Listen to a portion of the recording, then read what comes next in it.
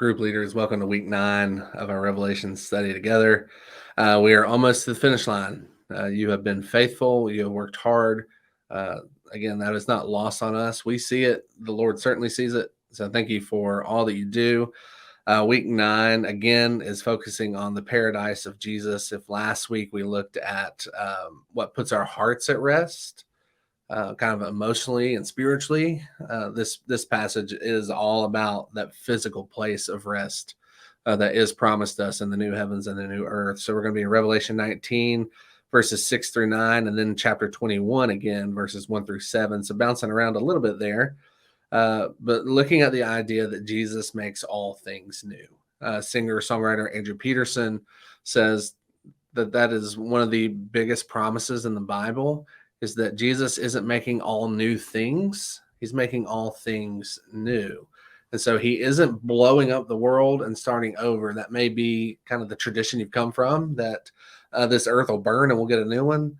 But that is not what Jesus is telling us here in this passage. What he's saying is the earth will be renewed and restored to even a greater place than it was in the Garden of Eden, which is so hard to imagine. Certainly would have been hard for these formerly Jewish Christians to imagine. And so, again, we want to ask, how is heaven portrayed? We want to get our people thinking again. How is heaven presented to us? What is this imagery that John is using? Streets of gold, pearly gates, all those things. What does that mean for us? How does John's vision reinforce what you thought, and how does it replace what you thought?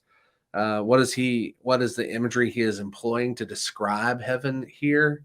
And then what do you think Jesus means when he says, I am the Alpha and the Omega, the beginning and the end? We really want to spend some time talking about that Jesus is making another bold statement here, that he was there at the beginning, he's there at the end, he is all things, Alpha and Omega, being the alphabet at the time, the Greek alphabet. And so what does it mean that he is the beginning and the end of everything that you have ever known about human history? Starts and ends and continues with Jesus. So let's talk about that claim a little bit. And what are some things that you long to see made new?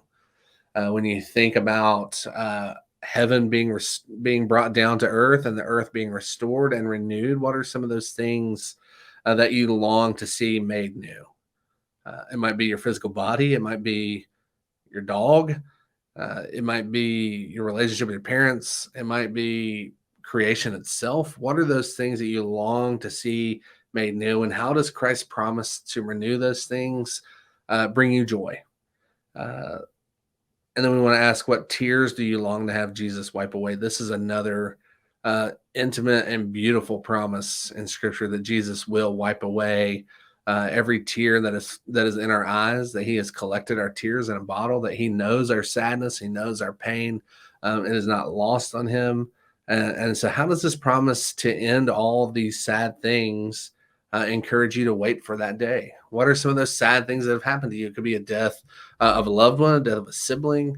It could be the death of a relationship. It could be the times you were hurt as a child. All those things that sin has done, they're all being undone here. Again, that is going to be hard to imagine because we don't know a world like that.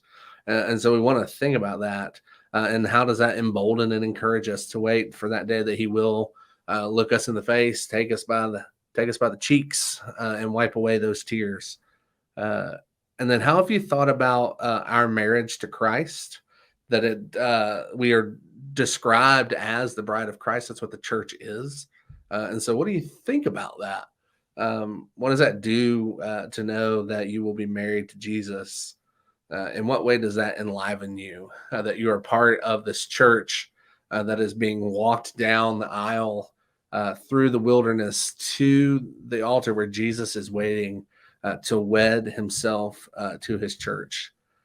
How does that enliven you, or does it? Is that weird for you? What do you think about that? And then really want to end with thinking about this engagement period that we are in, where Jesus has bought us, but he hasn't truly married us. He's connected himself to us, but we're still not fully with him. Again, the tension of the already and the not yet.